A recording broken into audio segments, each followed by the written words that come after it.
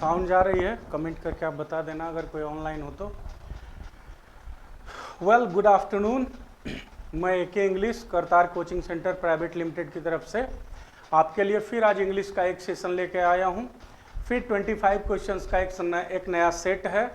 हर तरह के इसमें जो सेट्स में नॉर्मली जो सवाल होते हैं जो पूछे जाते हैं, जैसे आपको कॉम्प्रिहेंशन मिल जाएगा, एंटोनिम सिनोनिम मिल जाएगा, कॉमन एरर का सवाल मिल जाएगा, इडियम्स एंड फ्रेजेज मिल जाएगा, वन वर्ड सब्स्टिट्यूशन मिल जाएगा। मतलब नॉर्मली जिस तरह का सेट क्वेश्चंस पेपर का जो सेट एग्जामिनेशंस में पूछा जा रहा है आज के डेट में, उस सेम पैटर्न पे हम लोग लगातार सेट बनाते हैं। यहाँ पे टेस्ट होता है, टेस्ट में बच्चे अपीयर होते हैं और उन्हीं का डिस्कशन होता है। ये ऑनलाइन का सेशन बाकी बच्चों के लिए दिया जाता है कि वो भी यहाँ के बच्चों की तरह कंपेटेबल बने और देखें कि यहाँ का क्या स्टैंडर्ड है, किस तरह से डिटेलिंग्स दी जाती है, किस तरह से डिस्कशन दिया जाता है, किस तरह का सवाल होता है।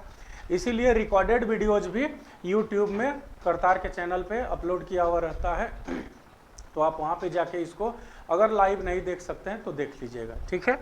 आइए सेट को शुरू करते हैं। With each and every detail we are going to discuss the questions. Now coming to the question number 1, what does the question say? ये कह रहा है select the option that will improve the underline part of the given sentence. Improvement का सवाल है। Statement दिया हुआ है क्या? She had no sooner taken a few steps forward that she suddenly recoiled. वो थोड़ा कदम, 2 4 5 10 कदम, और few मतलब थोड़ा बहुत कम, 2 4 कदम आगे बढ़ी थी कि अचानक से रिक्वाइल कर गई, पीछे मुड़ के देखी, गिरी, स्टम्बल कर गई। वो कांस्टेंट नहीं रह सकी, स्टेबल नहीं रह सकी और टॉपल कर गई। अब देखो इसमें एरर कहाँ पे है, किस तरह का इंप्रूवमेंट होगा। तो आपको पता होगा, अगर आप पढ़ रहे होंगे एडवर्ब, कभी भी पढ़े होंगे, तो एडवर्ब में एक सेक्शन होता है एडवर्ब का, उसको कहते हैं inversion of adverb. INVERSION, inversion of adverb. Inversion of adverb क्या होता है? एडवर्ब का इन्वर्टेड यूज। इन्वर्टेड यूज का मतलब क्या हुआ कि नॉर्मली जब आप यूजेज ऑफ एडवर्ब पढ़ोगे तो आपको हर तरह का एडवर्ब, जैसे एडवर्ब कितने तरह के होते हैं? 3 तरह के। कौन कौन से? सिंपल एडवर्ब, इंटरोगेटिव एडवर्ब और रिलेटिव एडवर्ब। तो सिंपल एडवर्ब कितने टाइप्स के हैं, इंटरोगेटिव एडवर्ब कितने टाइप्स के हैं, और उनका कहाँ कहाँ कैसे स्टेटमेंट में यूज किया जाता है, कौन से एडवर्ब को वर्ब के साथ रखा जाता है, कौन से एडवर्ब को किस सिचुएशन में सब्जेक्ट के साथ रखा जाता है, वो सारी चीज़ें आप पढ़ोगे। लेकिन उसमें एक सेक्शन है जिसको बोलते हैं इन्वर्जन ऑफ एडवर्ब या inverted use of adverb.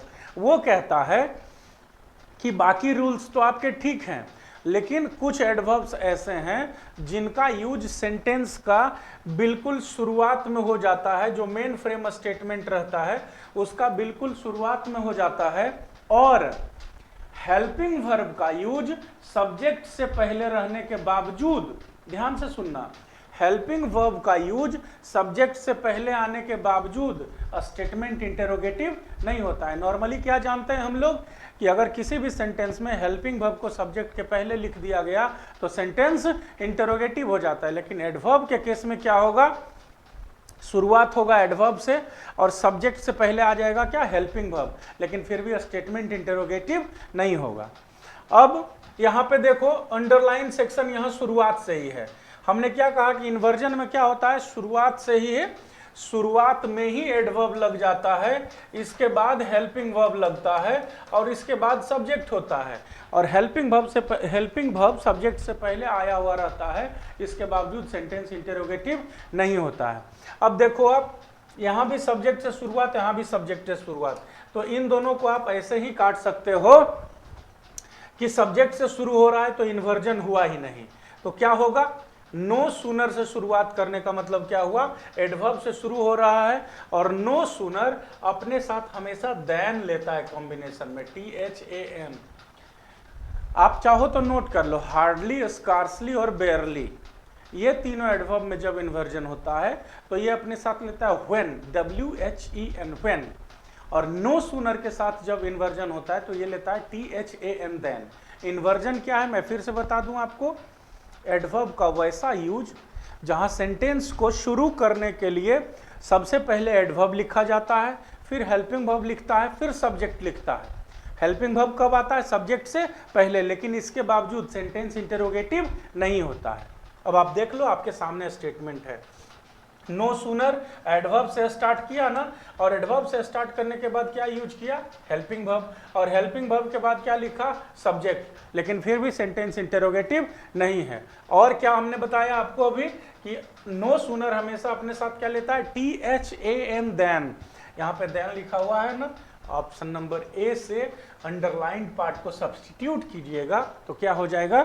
No sooner had she taken a few steps forward then she suddenly required. Option number A होगा इस क्वेश्चन का सही आंसर। ठीक,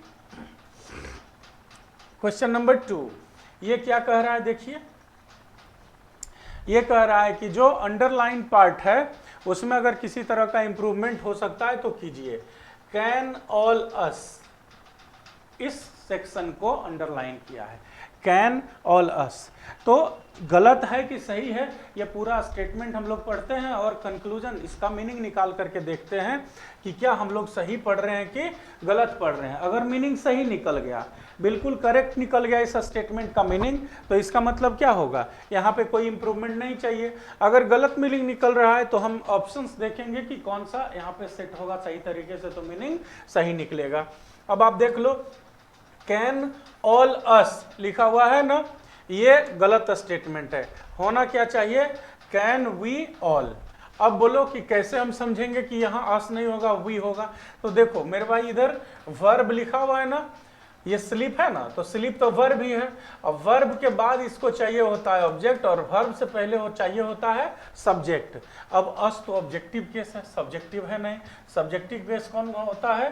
वी। ठीक है, अब देखो यहां पे कहो कि वी तीसरा ऑप्शन में भी दिया हुआ है, तो आप चौथा ऑप्शन क्यों बता रहे हैं?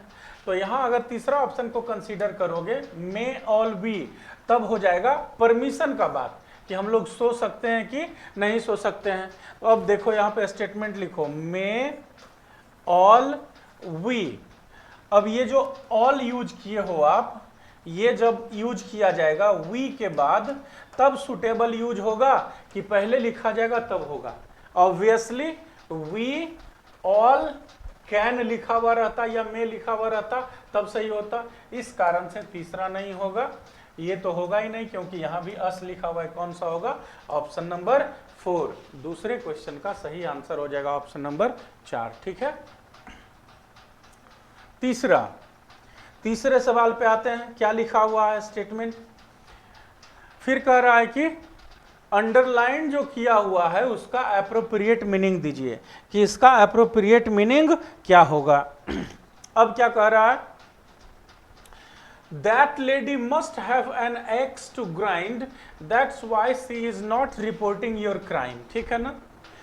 अब इसका अगर आपको सही मतलब नहीं पता है तो मैं आपको बताऊंगा कि पूरा स्टेटमेंट को समझने के बाद किस तरह से आप अपने दिमाग से, आप अपने कॉमन सेंस से इसका मीनिंग निकाल सकते हैं, इवन इफ आपको एग्जैक्टली इसका मीनिंग पता नहीं है। उसके बावजूद पूरा स्टेटमेंट को पढ़िए, क्या कह रहा है? कह रहा है that lady must have an axe to grind. उस लेडी के पास कुछ न कुछ ऐसा होगा। क्या होगा? ये पूरा स्टेटमेंट के बाद मीनिंग निकलेगा। तो इसको ऐसा पढ़ के चलते हैं कि उस लेडी के पास कुछ न कुछ ऐसा होगा, that's why she is not reporting your crime, इसीलिए वह आपके क्राइम को रिपोर्ट नहीं कर रही है। तो कोई भी लेडी के बारे में कह रहा है कि उसके मन में कुछ ना कुछ तो बात होगी जिसके चलते आपके क्राइम को वो रिपोर्ट नहीं कर रहा है, अभी प्राइवेट रखा हुआ है, सार्वजनिक नहीं कर रहा है, वो रिपोर्ट आपका दर्ज नहीं कर रहा है। कुछ ना कुछ तो उसके अंदर मन में चल रहा होगा। सेंटेंस का यही मतलब है ना कि लेडी के मन में कुछ न कुछ तो ऐसा चल रहा होगा, कुछ न कुछ तो बात उसके मन में छुपा हुआ है। यही कारण है कि आपके केस को वो रिपोर्ट नहीं कर रही है। अब मन में कुछ न कुछ छुपा हुआ होना का कोई ऑप्शन दिया हुआ है क्या? तो आप देख लो, to have a tedious job, tedious माने होता है टफ या टेढ़ा, टफ जॉब मतलब वैसा काम जो आसान नहीं हो, बहुत घुमा फिरा के करने वाला, बहुत परेशानी वाला काम हो, उसको क्या कहते हैं, टेडियस जॉब। तो उसके मन में कोई घुमा फिरा करके करने वाला काम नहीं, उसके मन में कुछ ना कुछ वैसी भावना होगी, कुछ ना कुछ लोभ होगा, द्वेष होगा, ईर्ष्या होगा, जिसके चलते वो आपके क्राइम को एडमिट नहीं कर रही है, वो क्राइम का रिपोर्ट नहीं कर रही है। क्रूशियल इंफॉर्मेशन तो बिल्कुल नहीं होगा, उसके मन में क्रूशियल इंफॉर्मेशन होगा तो आपका क्राइम को क्यों नहीं रिपोर्ट करेगी, वो तो और अच्छे तरीके से करेगी और डिटेल में करेगी, है ना। तीसरा क्या है, टू डिले वंस एक्शंस, उसका मन में क्या होगा कि हम क्राइम को डिले कर दे रिपोर्ट करने में, जब रिपोर्ट उसको करना ही है, फिर डिले करने का क्या मतलब होगा, एक ही मतलब कि उसके मन में कुछ ना कुछ पाप या कुछ ना कुछ कोई बात छुपा हुआ होगा। तो जब आप ऑप्शन नंबर 4 को पढ़ते हैं तो आपको दिखेगा to have an ulterior motive. Ulterior मतलब क्या होता है, देखो ULTERIOR, अल्टेरियर मतलब होता है निहित, शुद्ध हिंदी इसका है निहित, और मन में छुपा हुआ। अल्टेरियर मतलब होता है वह बात जो मन में छुपा हुआ हो। अल्टेरियर मोटिव मतलब कुछ वैसी मंशा, कुछ वैसा बात, कुछ वैसा थाउट, कुछ वैसा विचार। मोटिव मतलब यही होता जो उसके मन में छुपा हुआ हो। क्या हो जाएगा कि इस लेडी के मन में पक्का कुछ ना कुछ छुपा हुआ है, इसीलिए वह क्राइम को रिपोर्ट नहीं कर रही है, क्राइम का रिपोर्ट दर्ज नहीं करवा रही है। तो to have an axe to grind का मतलब होता है to have an ulterior motive, कुछ ना कुछ बात अपने मन में छुपा करके रखना, कुछ ना कुछ किसी काम के पीछे छुपा हुआ मनसा, छुपा हुआ लोभ, छुपी हुई धारणा को जब आप मन में रखे हुए रहते हैं तब ये फ्रेज यूज किया जाता है आपके लिए कि you have an axe to grind. Axe मतलब होता है कुल्हाड़ी और ग्राइंड मतलब होता है छोटा छोटा करके काटना, है ना। तो तीसरा क्वेश्चन का भी आंसर होगा option number 4। To have an axe to grind का मतलब होता है to have an ulterior motive, मन में कोई ना कोई बात छुपा हुआ होना। फिर कह रहा है कि अंडरलाइंड का सब्स्टिट्यूशन खोजिए कि सबसे अच्छा सब्स्टिट्यूशन क्या होगा। अब क्वेश्चन क्या कर रहा है देखिए, यहां से है just try and recall the poor people you saw on the streets, on local trains and in slums on our way back. कह रहा है कि आप कोशिश कीजिए क्या करने का, याद करने का उन चीजों को। Just try and recall the poor people, उन गरीब लोगों को याद करने का कोशिश कीजिए जिनको आपने देखा कहाँ, गलियों में, लोकल ट्रेन्स पे और स्लम में। स्लम मतलब क्या होता है, झुग्गी। झुग्गी माने बस्ती, वैसा बस्ती होता है ना जहाँ झोपड़ी लगा के लोग, बहुत सारे लोग रह रहे होते हैं, बसे हुए होते हैं, तो उसको कहा जाता है झुग्गी। कह रहा है कि झुग्गियों में, लोकल ट्रेन्स में और गलियों में आपने जिन गरीब लोगों को देखा उनको याद करने का कोशिश करो। स्टेटमेंट बिल्कुल सही है, इसमें किसी भी तरह का रिक्वायरमेंट नहीं है सब्स्टिट्यूशन का, ठीक है ना। इसलिए 4 नंबर क्वेश्चन का ऑप्शन नंबर 1 हो जाएगा। 5वें नंबर पे आते हैं। 5वां नंबर क्वेश्चन क्या कर रहा है देखो, कह रहा है select the incorrectly spelled word. कौन सा वर्ड है जो गलत तरीके से लिखा हुआ है। देखो स्ट्रैंगल, स्ट्रैंगल मतलब क्या होता है, स्ट्रैंगल मतलब होता है किसी का गला या किसी के पूरे बॉडी को इस तरह से दबाना, इस तरह से अपने कंट्रोल में ले लेना कि वो हिल नहीं पाए, सांस नहीं ले पाए, सफोकेट करे और उसका दम घुटने लगे, तो उसको कहते हैं स्ट्रैंगलिंग। परसिक्यूशन मतलब क्या होता है, परसिक्यूट करना मतलब होता है किसी को दोषी साबित करना, किसी को सजा देना। डोमिनियन, डोमिनियन मतलब क्या होता है, क्षेत्र, राज्य, है ना, कोई भी एक ज्योग्राफिकल एरिया। और सोलिटरी, सोलिटरी मतलब क्या होता है, सोलिटरी मतलब होता है ए स्कैटरिंग लार्ज। तो सोलिटरी का जो है SOLITARY होता है स्पेलिंग, जिसको लिख दिया है TORY। तो क्या हो जाएगा इसका ऑप्शन नंबर 4, ये है इनकरेक्टली स्पेल्ड। होना क्या चाहिए था, SOLITARY, ठीक है ना। छठा क्वेश्चन देखो क्या है। छठा क्वेश्चन में कह रहा है select the most appropriate option to fill in the blank. अब क्या कर रहा है, वन डे, एक दिन द क्वीन वाज पेंटिंग, एक स्टोरी का कोई हिस्सा उठाया है, बीच का लाइन क्या कर रहा है कि एक दिन रानी जो थी क्या कर रही थी, पेंटिंग कर रही थी। उसी वक्त क्या हुआ, व्हेन अ मैसेंजर एंटर्ड, कि एक दूत आया, मैसेज पहुंचाने वाला जो होता है ना, जो राजा रानी को मैसेज पहुंचाने वाला होता है, कोई बात कहीं बाहर में कोई खबर लगी, वो पहुंचाने वाला जो उनको जाके कहने वाला होता है, उनको क्या कहते हैं, मैसेंजर, मैसेज पहुंचाने वाला, दूत, मैसेज पहुंचाने वाला व्यक्ति। जब दूत जो है, वो व्यक्ति जो है, entered to convey the king's arrival, क्या मैसेज पहुंचाने जा रहा था, कन्वे मतलब बताना, है ना, कन्वे मतलब बताना, क्या चीज, किंग्स अराइवल, राजा के आने की सूचना देने के लिए मैसेंजर प्रवेश किया। अब ऑप्शन दिया हुआ है कि किस तरह से प्रवेश किया, तो लिखा हुआ है ब्रेथलेसली। ब्रेथलेसली मतलब होता है हांफते हुए। हांफते हुए मतलब समझ रहे हो कि राजा के आने का खबर जब दूत सुना होगा तो पूरा दौड़ते हुए जी जान लगा के रानी के रूम में, रानी के कमरे में, रानी के सेक्शन में गया होगा कहने के लिए कि रानी साहिबा राजा जी आ रहे हैं। तो जो दौड़ते हुए जाता है, बहुत ज्यादा फिजिकल वर्क जब आप करते हो तब ब्रेथलेसनेस होती है, सांसें फूल जाती है। तो वही कहता है कि ब्रेथलेसली घुसा, मतलब एकदम हांफते हुए अंदर घुसा, क्या बताने के लिए कि राजा जी आ रहे हैं, अंदर प्रवेश किया। फिर है कंपेरेबली। कंपेरेबली मतलब होता है तुलनात्मक, कंपेयर मतलब होता है तुलना करना, कंपेरेबली मतलब होता है तुलनात्मक रूप से।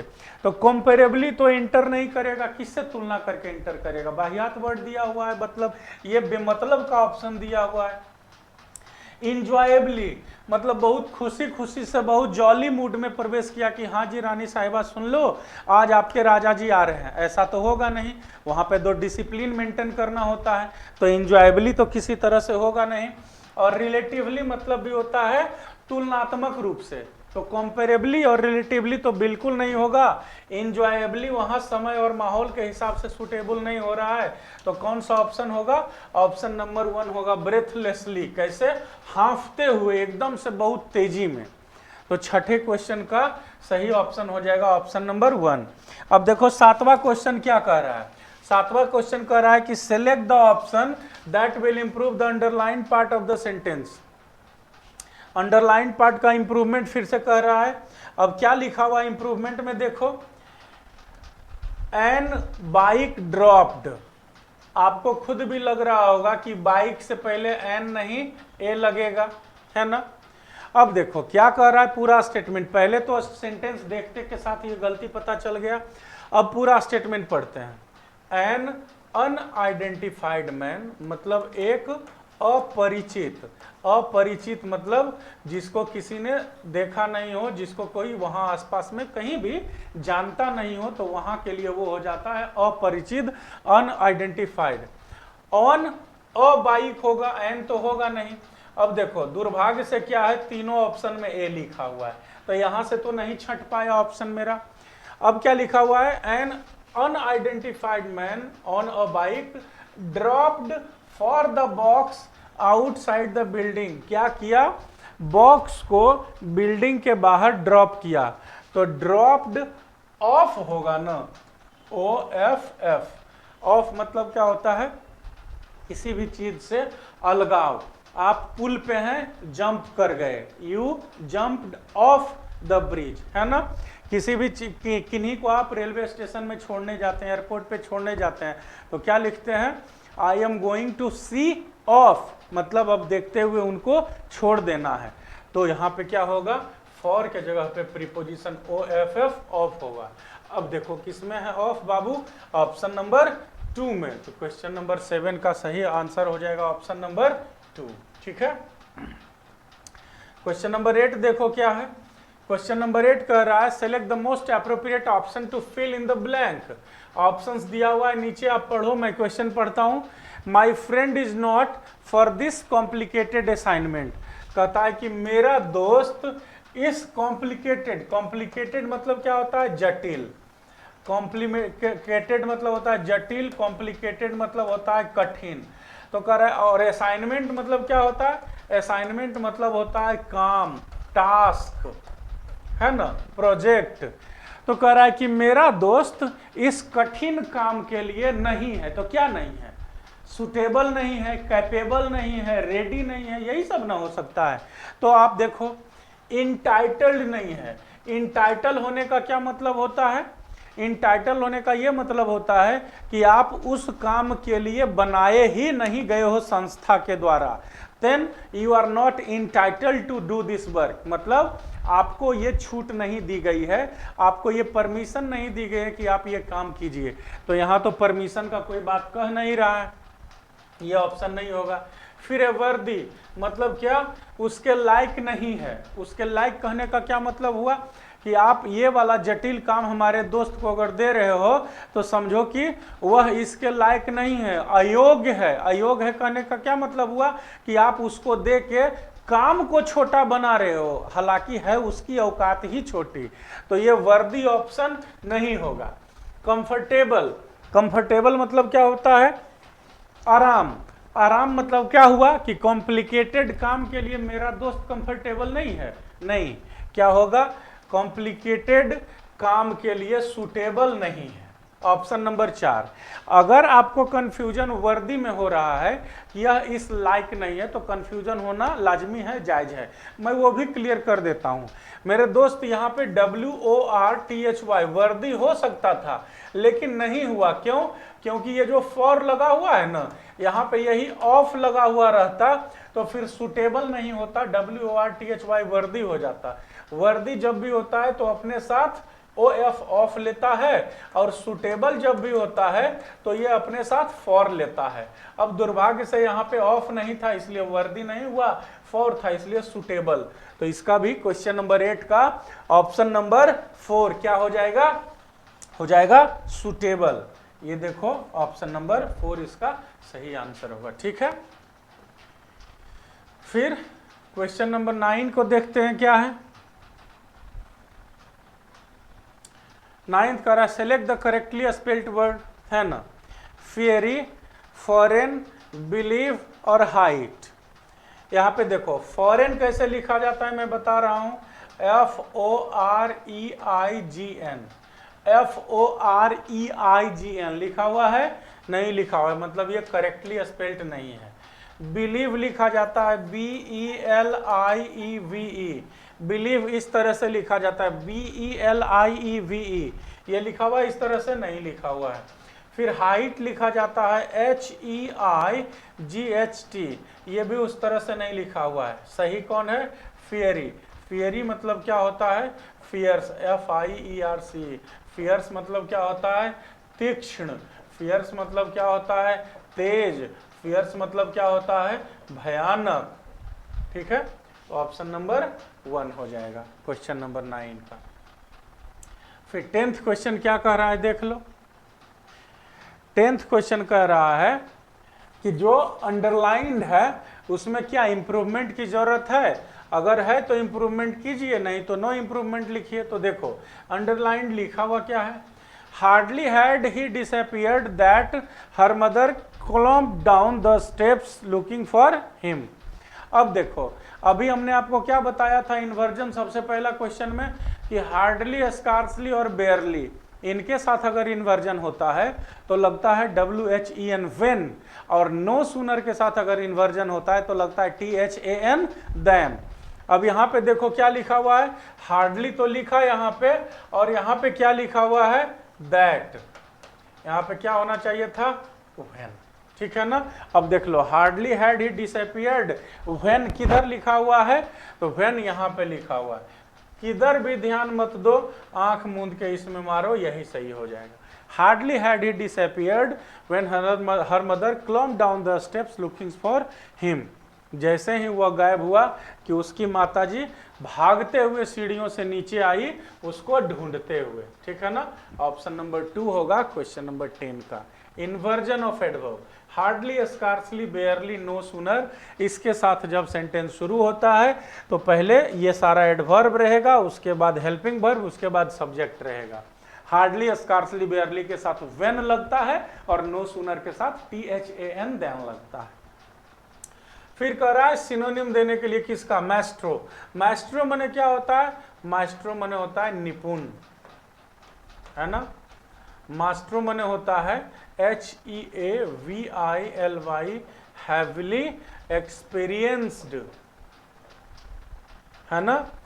जो किसी भी कला का, किसी भी सब्जेक्ट का, किसी भी क्षेत्र का महारथी हो, उसे उस सेक्शन में महारत प्राप्त हो, एक्सेलेंसी प्राप्त हो, बहुत बड़ा ज्ञान रखता हो किसी क्षेत्र का, तो उसको क्या कहा जाता है, मैस्ट्रो। अब यहाँ देखो, नोवाइस मतलब क्या होता है, नोवाइस मतलब होता है नौसिखिया। नौसिखिया किसे कहते हैं, जो किसी भी चीज को अभी अभी सीखा है, अभी अभी करना शुरू किया, उसको क्या कहते हैं, नौसिखिया। स्लेंडर मतलब क्या होता है, स्लेंडर मतलब होता है पतला, बहुत कम, बहुत कम, एकदम से नया। सेनाइल मतलब क्या होता है, सेनाइल का मतलब क्या होता है, धीमा, धीमा। और जीनियस का क्या मतलब होता है, तेज, बहुत ज्यादा बुद्धि वाला।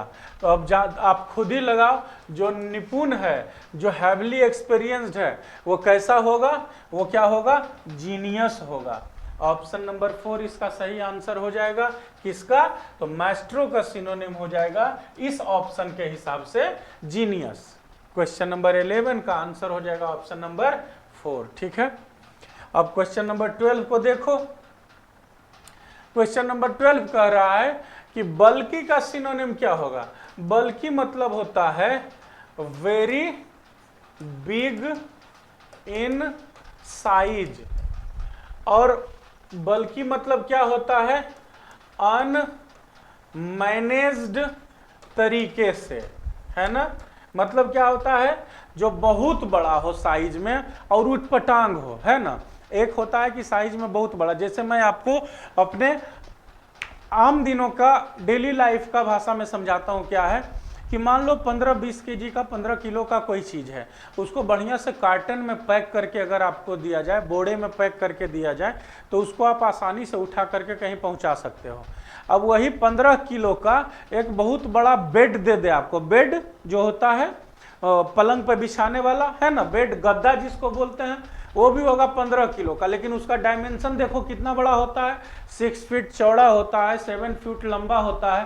तो अगर आप उसको उठाओ, है वो भी 15 kg, लेकिन उठाने में कितना उठपटांग लगता है, सारा हाथ पैर दर्द करने लगता है, और बहुत ज़्यादा देर तक हम उसको उठा के रख भी नहीं सकते हैं।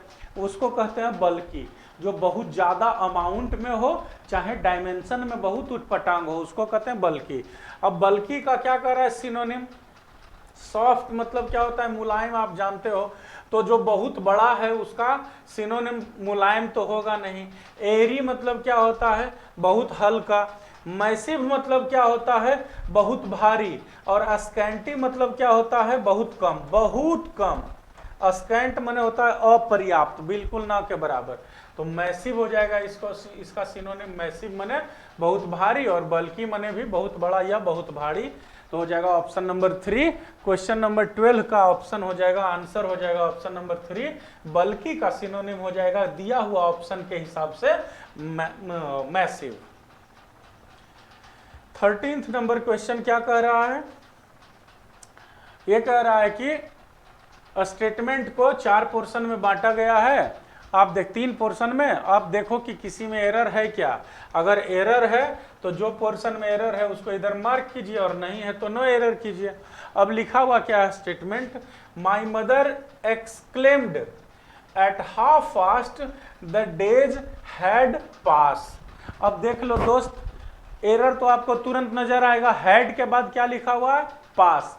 जबकि हैज, हैव और हैड ये अगर हेल्पिंग वर्ब हो तो मेन वर्ब का कौन सा फॉर्म लेते हैं, V3।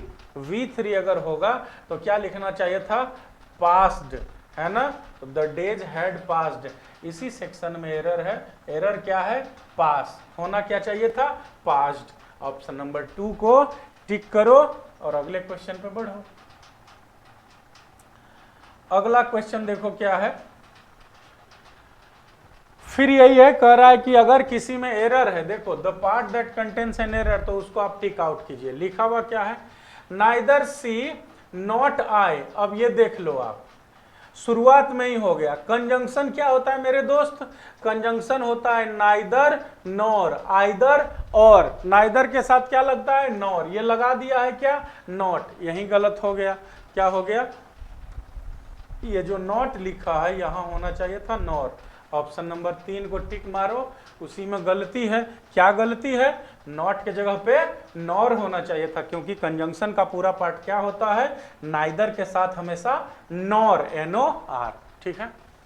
फिर अंडरलाइन पार्ट को आप देख लो, इंप्रूवमेंट के लिए कह रहा है कि क्या इंप्रूवमेंट होगा, कह रहा है माइकल नॉडेड। नॉड मतलब होता है हाँ में सर हिलाना, जनरली हाँ ही लिया जाता है। नॉडेड मतलब कोई आपसे पूछा कि खाओगे, तो आप कहोगे, तो इसका मतलब होता है यू नॉडेड इन एस, या जनरली यू नॉडेड, ठीक है। तो Michael nodded and begin writing at his pad, और क्या किया उसने, अपने पैड पे लिखना। जैसे मान लो कि माइकल कुछ काम कर रहा होगा, कुछ लिख रहा होगा, तो आप गए पूछने के लिए कि माइकल बाबू चाय पीजिएगा, तो आपके तरफ देखा, मुंडी हिलाया, फिर लिखना शुरू कर दिया। वही है कि Michael nodded and started writing. तो क्या हो जाएगा, यहाँ पे जो बिगन लिखा हुआ है वो बिगन नहीं होके V2 होना चाहिए था, बिगैन, BE, सॉरी स्पेलिंग ऐसे होगा BEGAN, ठीक है ना। क्यों, क्योंकि बिगन होता है BEGIN, बिगिन का V3, और मेरे दोस्त V3 तभी लगता है जब कोई ना कोई हेल्पिंग वर्ब उसके साथ हो। मैं एक और बात बताता हूं आपको, ध्यान देना, बहुत सारे ऐसे वर्ब्स होते हैं जिनका V2 और V3 सेम होता है। आपको अगर नहीं पता चले कि V2 है कि V3 है, तो एक बात मैं आपको बता देता हूं, नोट कर लेना, हर जगह लागू होगा। जहां हेल्पिंग वर्ब गायब रहे, है ना, जैसे मान लो कि प्रेजेंट का केस लग रहा हो तो हैज हैव नहीं लिखा हुआ रहे, पास्ट का है तो हैड लिखा हुआ नहीं रहे, फ्यूचर का है तो विल हैव शैल हैव नहीं रहे, या सेंटेंस पैसिव वॉइस में नहीं रहे, तब हमेशा V2 होगा, कभी भी V3 नहीं हो सकता है। यहाँ पे देखो पैसिव वॉइस में तो है भी नहीं, और has have had will have shall have ऐसा कुछ भी लिखा हुआ नहीं है। इसका मतलब क्या होगा, past plus past, V2 plus V2 क्या हो जाएगा, बिगैन राइटिंग। और देखो दूसरा एरर कहाँ है, एट नहीं होगा, क्या होगा, ऑन, अपने पैड पे लिखना शुरू कर दिया। दोनों तरफ से आप देखोगे तो ऑप्शन नंबर 2 आपको सही आंसर नजर आएगा। ऑप्शन नंबर 2 में आप टिक लगाओ, और फिर अब अगले क्वेश्चन, क्वेश्चन नंबर 16 पे सॉरी, क्वेश्चन नंबर 16 क्या कहता है, फिल इन द ब्लैंक्स कह रहा है, और ऑप्शंस दिया हुआ है। स्टेटमेंट क्या है, but if you to spare before you do catch the bus be sure to pop in. करा इफ यू, अगर आप हैं, क्या हैं, इससे आगे क्या कह रहा है, to spare before you do catch the bus, जब आप बस पकड़ने से पहले, टू स्पेयर माने होता है बिताना, बिताना या खर्च करना, खर्च करना, बिताना या खर्च करना होता है। तो कह रहा है कि अगर आपके पास टू स्पेयर, बिताने या खर्च करने के लिए कुछ है, क्या है वो ऑप्शन में दिखेगा, कब, बस पकड़ने से पहले, तो बी श्योर टू पॉप इन, तब आप आइए, यू आर वेलकम, आपका स्वागत है। अब क्या होगा बस पकड़ने से पहले आपके पास, तो you have a nap, nap माने क्या होता है, झपकी, थोड़ा सा सोने का हो जाता है, 2 मिनट आंख लग जाती है, उसको बोलते हैं नैप, शॉर्ट स्लीप जिसको कहते हैं। तो if, but if you have a nap or to spare before catch the bus नहीं होगा। कह रहा है have a ride, have a meeting, bus पकड़ने से पहले क्या होगा, if you have a moment to spare, अगर बस पकड़ने से पहले आपके पास 2, 4, 5 मिनट का समय हो, थोड़ा वक्त हो, थोड़े क्षण हो, उसी को ना अ मोमेंट कहते हैं, बिताने के लिए, तो आप जरूर से आइएगा। पॉप इन कहने का मतलब होता है आना, किसी के साथ बैठना, किसी के साथ ज्वाइन करना, किसी के घर में अंदर प्रवेश करना, उसको कहते हैं पॉप इन। ठीक है ना? तो क्या हो जाएगा, if you, but if you have a moment to spare, option number 1। Question number 16 के लिए देख लो, क्वेश्चन ये रहा और इसके लिए ऑप्शन नंबर 1 सही आंसर होगा। बढ़ते हैं क्वेश्चन नंबर 17 पे। क्वेश्चन नंबर 17 क्या कह रहा है, you really need to exercise daily if you want to live a long and. कह रहा है कि अगर आप लंबा और कैसा लाइफ चाहते हो तो डेली एक्सरसाइज करना होगा। तो देख लो, अगर कोई डेली एक्सरसाइज करने की बात कर रहा है तो डेली एक्सरसाइज किस लिए किया जाएगा, लंबी और अच्छा जीवन के लिए, हेल्दी जीवन के लिए, सुखी जीवन के लिए, निरोग जीवन के लिए, यही सब ना हो सकता है ऑप्शन। तो ऑप्शन में से ढूंढो। मार्जिनल माने होता है बहुत कम, हेल्दी मतलब होता है स्वस्थ, श्रिंकिंग मतलब क्या होता है बहुत छोटा सा, जल्दी खत्म होने वाला, और वेल्दी मतलब होता है धनी। तो आप एक्सरसाइज डेली करने से धनी तो होइएगा नहीं, तो वेल्दी नहीं होगा, क्या होगा, हेल्दी। ऑप्शन नंबर 2 सही आंसर होगा। क्या हो जाएगा, you really need to exercise daily. आपको सच में डेली एक्सरसाइज करने का जरूरत है, एकदम करना चाहिए। कब, जब आपको लगता हो कि हमारी लंबी आयु हो और स्वस्थ रहूं मैं, तो इसके लिए आपको डेली एक्सरसाइज करने की सच में जरूरत है, आपको करनी चाहिए। Option number 2 healthy will be the right answer for this question. And moving on to the next question, question number 18। What does the question say, select the most appropriate antonym. Antonym किसका कर रहा है, अनफीन का। अनफीन मतलब क्या होता है, तो पहले आप ये बताओ कि फीन मतलब क्या होता है। फीन, FEIGN, फीन, FEIGN, फीन माने होता है नकली, झूठा। ठीक है, तो अनफीन मतलब क्या हो जाएगा, अनफीन माने हो जाएगा सच्चा। ठीक है ना? अब सच्चा का उल्टा क्या होगा, तो एक्सप्रेसिव। एक्सप्रेसिव माने क्या होता है, व्यक्त करने लायक या बताने या बोलने लायक, उसको कहते हैं एक्सप्रेसिव। सिंसियर मतलब क्या होता है, सजग। सिंसियर मतलब क्या होता है, सजग। सजग मतलब क्या हुआ, सजग मतलब होता है अलर्ट। सजग, सजग माने क्या होता है, अलर्ट, जो अपनी चीजों के प्रति अलर्ट रहे उसे सिंसियर कहते हैं। और जेन्युइन मतलब क्या होता है, जेन्युइन मतलब होता है सही या सच्चा। और इसका मतलब क्या होता है, प्रिटेंडेड। प्रिटेंड माने होता है, प्रिटेंड मतलब होता है दिखावा करना, दिखावा करना, है ना, कोई प्रिटेंड कर रहा है। जेन्युइन मतलब क्या होता है, सही या सच्चा। तो दिखावा करने का मतलब क्या हुआ कि जो आप नहीं हो आप वैसा दिखाते हो। आप अमीर नहीं हैं और इस तरह से कपड़ा पहन के जा रहे हैं, किसी तरह ऐसा एटीट्यूड दिखा रहे हैं कि आप बहुत बड़े ब्रांड हैं, है ना। आप बीमार नहीं और आप ऐसे दिखा रहे हो, ऐसे बात कर रहे हो कि जैसे बहुत बड़ी बीमारी आपको हो गई है, तो आप प्रिटेंड कर रहे हैं अपने आप को बीमार दिखाने का, उसी को कहते हैं दिखावा। तो जो सच्चा है तो वो एक्सप्रेसिव भी होगा, व्यक्त करने लायक होगा, सिंसियर भी होगा, जेन्युइन भी होगा, लेकिन जो दिखावा करने वाला होगा वो सच्चा नहीं होगा। जो प्रिटेंड करता होगा, ऐसा लगता होगा कि मैं ऐसा एक्चुअली हूं नहीं लेकिन कोशिश कर रहा हूं ऐसा बनने का, तो यही हो जाएगा अनफीन्ड का एंटोनिम हो जाएगा pretended. Option number 4। 19th question क्या कह रहा है, 19th क्वेश्चन कहता है parts of the following sentence have been given as options. आपको एरर नजर आ रहा है तो टिक कीजिए, नहीं तो नो एरर कीजिए। लिखा क्या हुआ है, हंड्रेड्स ऑफ माइग्रेंट्स। कौन है, हंड्रेड्स ऑफ माइग्रेंट्स। माइग्रेंट्स मतलब क्या होता है, जो एक राज्य से दूसरे राज्य, एक शहर से दूसरे जगह चले जाते हैं लोग, उन्हीं को माइग्रेंट कहते हैं। वर्क इन प्राइवेट फर्म्स इन ईरोड। ईरोड तमिलनाडु में एक जगह का नाम है। तमिलनाडु में एक जगह का नाम है इरोड, ठीक है ना।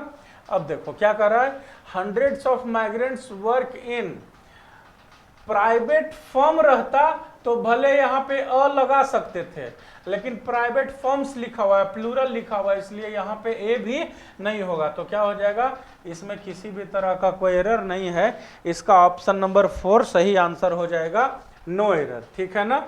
सैकड़ों माइग्रेंट क्या करते हैं, इरोड के प्राइवेट फर्म्स में, प्राइवेट कंपनियों में काम करते हैं। इरोड जगह का, शहर का नाम है इरोड, ठीक है।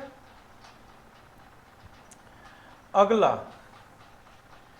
कह रहा है कि इडियम्स एंड फ्रेजेस दिया हुआ एक इडियम है, इसका आप सही मीनिंग बताइए क्या होगा। To raise a dust, to raise a dust का मतलब क्या हुआ, अब देख लो। रेज मतलब क्या होता है, उत्पन्न करना, उत्पन्न करना या उठाना, रेज का यही मतलब होता है ना। अब क्या उठा रहे हो, क्या उत्पन्न कर रहे हो आप, तो धूल, डस्ट माने धूल होता है ना। तो कहीं पे आप धूल उठा दिए, मान लीजिए 5 लोग खड़े हैं, वहां पे जाके आप पूरा धूल उड़ा दिए, इसका मतलब क्या हुआ कि उनके काम को आप डिस्टर्ब कर दिए। तो काम को डिस्टर्ब करना कहाँ लिखा हुआ है, देख लो, टू कॉज डिसरप्शन और कंफ्यूजन, कंफ्यूजन या डिसरप्शन माने होता है तबाही, डिसरप्शन मतलब होता है नेगेटिविटी, तोड़ फोड़, ये पैदा करना। दूसरा कर रहा है to be satisfied with what you have achieved, जो आपने प्राप्त किया है, जो आपने अचीव किया है उससे खुश हो जाना। तो खुश होकर आप धूल उड़ाइएगा जी, नहीं ना। फिर कर रहा है टू बी सेक्रेटली और इनवर्डली अम्यूज्ड, मतलब अंदर ही अंदर बहुत प्रसन्न होना, खुश होना। तो अंदर ही अंदर प्रसन्न होइएगा, खुश होइएगा, तो किसी को जाके डिस्टर्ब कीजिएगा। और टू मीट वंस डिफीट, हार जाना, ये तीनों में से कोई नहीं होगा। कौन सा होगा, ऑप्शन नंबर 1। टू रेज और डस्ट का मतलब होता है किसी भी तरह का दिक्कत या कंफ्यूजन पैदा करना, दो लोगों के बीच में कंफ्यूजन पैदा करवा देना, आग लगा देना या प्रॉब्लम क्रिएट करना, उसको कहते हैं टू रेज अ डस्ट। अब देखो क्लोज टेस्ट आ गया है, 5 सवाल इसमें फटाफट हो जाएगा, फिर हम रैप अप करेंगे।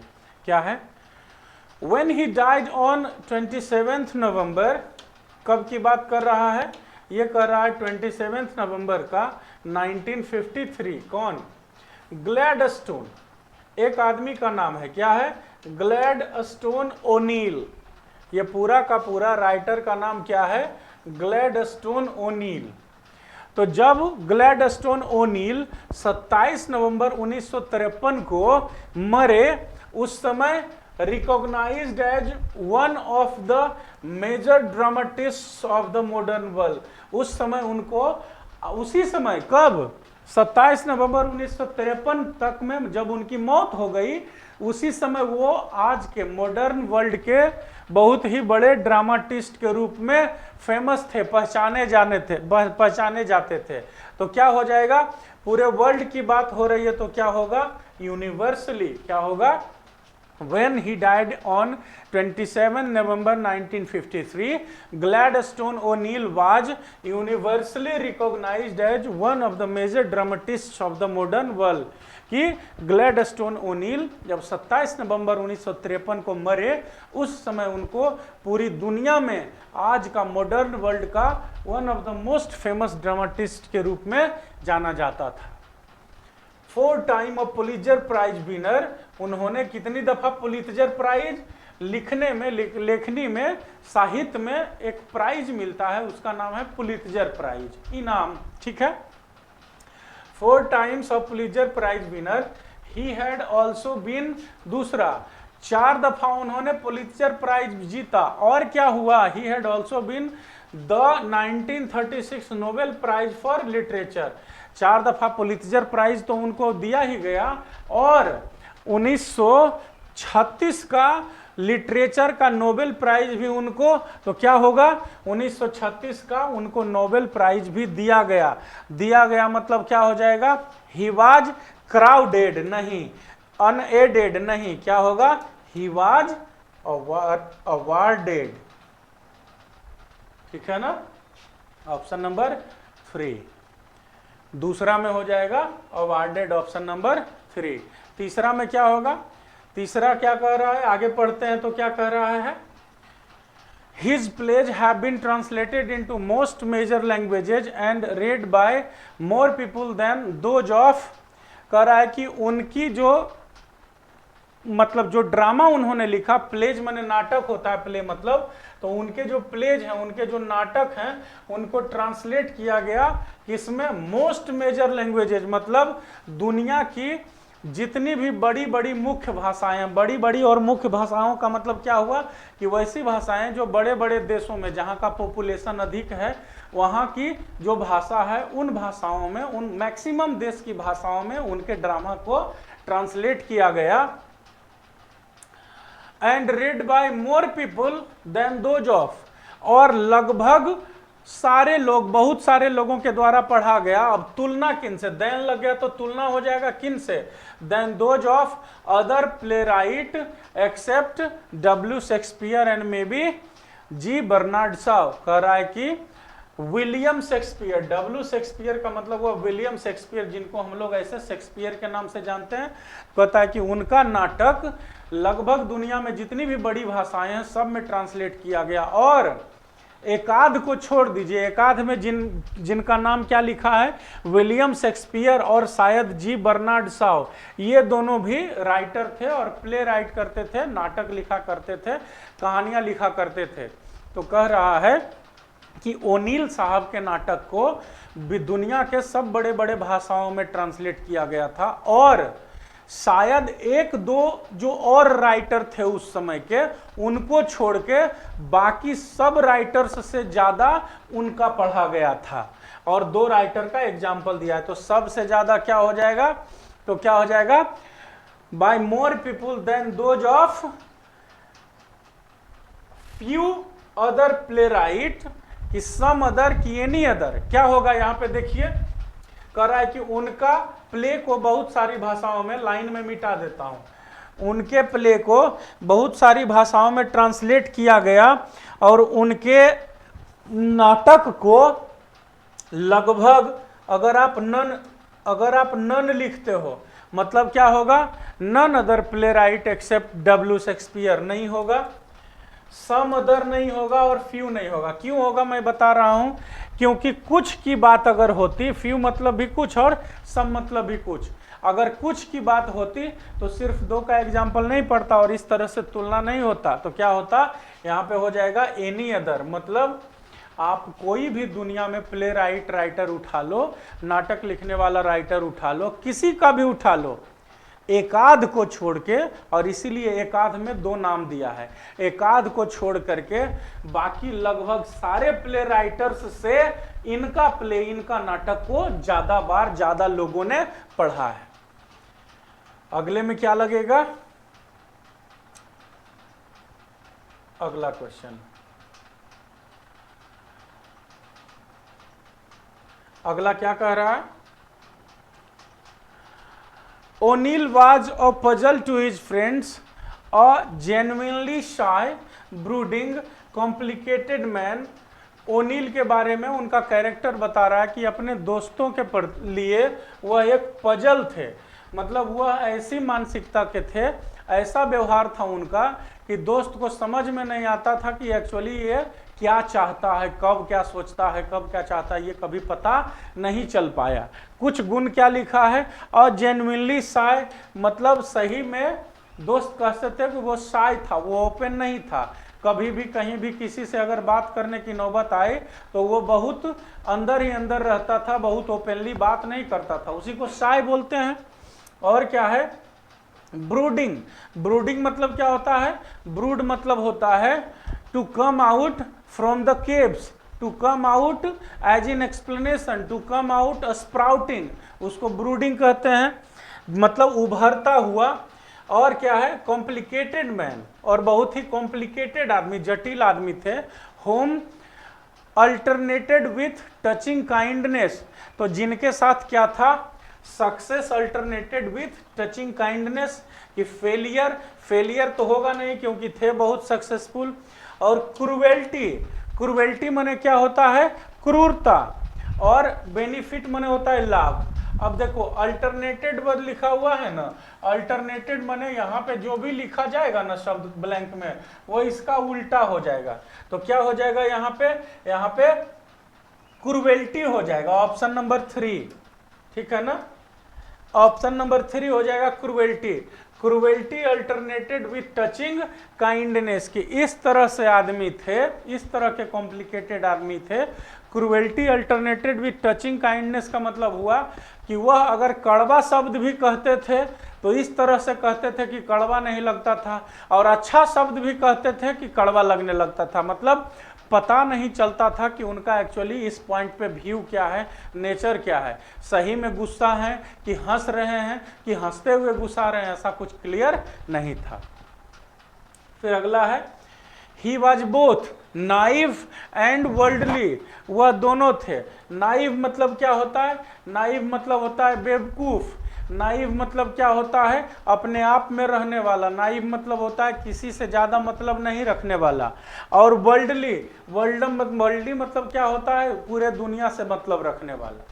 तो कंट्रोवर्शियल हुआ ना, यही ना कैरेक्टर बता रहे हैं उनका, कि पता ही नहीं चलता था कि उनका कैरेक्टर है आखिर कैसा। वो नाइव भी थे और वर्ल्डली भी थे, वो अपने आप में भी रहने वाले थे और सबसे मिलने वाले भी थे, वो हंसने वाले भी थे, गुस्साने वाले भी थे, गुस्सा करके हंसी का बात करते थे और हंस कर गुस्साने वाला बात करते थे। वो कॉम्प्लिकेटेड पर्सनालिटी थे, क्लियर नहीं हो पाता था उनके बारे में कि वो एक्चुअली किस मोमेंट पे क्या कहने या करने वाले हैं। फिर है one biographer found him sentimental, one instant hard as nails the next. कह रहा है क्या कि एक बायोग्राफर, बायोग्राफर मतलब जीवनी लिखने वाला आदमी जो था, एक राइटर था, उनके बारे में जो लिख रहा था, तो जब उनके ऊपर रिसर्च किया तो उसका क्या कहना था कि उनको पता चलता था, उन पे जब हमने रिसर्च किया तो क्या पाया कि पल में तोला पल में मासा, सुनते हो ना गाना में, कि तुरंत में व्हाइट है तुरंत में ब्लैक हो गया, मतलब अभी तुरंत सेंटिमेंटल है और तुरंत में एकदम कील जैसा, नेल मतलब क्या होता है, कील, लोहे का कील, कील जैसा कठोर हो गए। His widow after 26 years with O'Neill, मतलब 26 साल ओनील की पत्नी उनके साथ रही, जब वो विधवा हुई, मतलब उनकी शादी को हुए 26 साल हुए तब जाके वो मर गए। तो उन्होंने क्या कहा, to his work you must understand the man for the work and the man are one. क्या कह रहा है कि टू, अगला ऑप्शन को ले आते हैं, 25 नंबर के लिए क्या हो जाएगा, टू हिज वर्क, उनके काम को क्या करने के लिए, तो आप आसानी से इसका ऑप्शन चूज कर सकते हो। उनका क्या चीज, सारी चीजें क्या समझ में नहीं आ रही थी, तो यहाँ पे क्या होगा, अगर उनका काम आप समझना चाहते हैं, to understand his work you must understand the man, आपको उनके काम को समझने के लिए पहले उनको समझना होगा। क्यों, for the work and the man are one, क्योंकि जो काम होता है और जो लोग होते हैं वो नेचर में कॉन्ट्राडिक्ट नहीं हो सकता है। आप लोगों के सामने अलग अलग व्यवहार में कर सकते हैं, लेकिन आप जो काम करते हैं वो काम में आपका असली पर्सनालिटी दिखेगा। तो वही उनकी बीवी ने कहा, जो 26 साल की शादी के बाद जब उनका डेथ हुआ तो वो विडो हुई, तो उनकी विडो बीवी ने क्या कहा कि उनके काम को समझने के लिए आपको उनको समझना पड़ेगा, क्योंकि काम और आदमी दोनों सेम होता है, ये दोनों अलग नहीं हो सकता है। कहते हैं ना, हम देहात में कहावत कहा जाता है कि नेचर और सिग्नेचर बदला नहीं जा सकता। वही बात है कि आप कितना भी बदल लें, लेकिन आप जब अपना काम कीजिएगा तो उसमें आपका असल नेचर पकड़ में आ ही जाता है। ठीक है ना। तो ये था 25 सवाल। मैं उम्मीद करता हूँ कि मैंने अच्छे से एक्सप्लेन किया और आपको भी 4-5 नए रूल्स थे वो सीखने में आया। इन्वर्जन ऑफ एडवर्ब बताया मैंने, और एंटोनिम, सिनोनिम और वर्ड मीनिंग तो कम से कम 10, 15, 20 डेली हो ही जाता है। ये प्रीवियस ईयर क्वेश्चन से रहते हैं और हमारे द्वारा रिसर्च करके बनाया जाता है। इस पर हम लोग टाइम देते हैं, ऐसा नहीं कि कहीं से उठा के बना लिया। ठीक है ना। तो आप लोग सीरियसली इस चीज़ को पढ़िए और आइए अगले सेशन में फिर मिलते हैं। तब तक के लिए lots of love, thank you. और करतार कोचिंग सेंटर के यूट्यूब चैनल पे ये वीडियो रिकॉर्डेड रहेगा, वहाँ पे अवेलेबल रहेगा, आप जा करके देखिए। धन्यवाद।